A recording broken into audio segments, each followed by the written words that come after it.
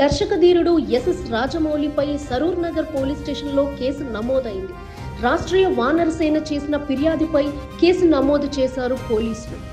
Ramoji film సిటీలో జరిగిన globe trotter ఈవెంట్లో రాజమౌళి చేసిన వ్యాఖ్యలు హిందువుల మనోభావాలు దెబ్బతీసేలా ఉన్నాయంటూ ఫిర్యాదుల్లో పేర్కొన్నారు. ఈవెంట్ సమయంలో ఒక చిన్న సాంకేతిక సమస్య రావడంతో కార్యక్రమానికి కొంతసేపు అంతరాయం ఏర్పడింది. ఆ సందర్భంలో రాజమౌళి భావోద్వేగానికి లోనే దేవుడిపై తన వ్యక్తిగత అభిప్రాయాన్ని వ్యక్తం చేశారు. తాను దేవుణ్ణి నమ్మనని, అయితే తన తండ్రి విజయేంద్ర ప్రసాద్ హనుమంతుడు ఎల్లప్పుడూ మార్గనిర్దేశం చేస్తాడని చెబుతారని, తన భార్య రమకు కూడా ఆంజనేయ స్వామిపై గాఢమైన భక్తి ఉందని వెల్లడించారు.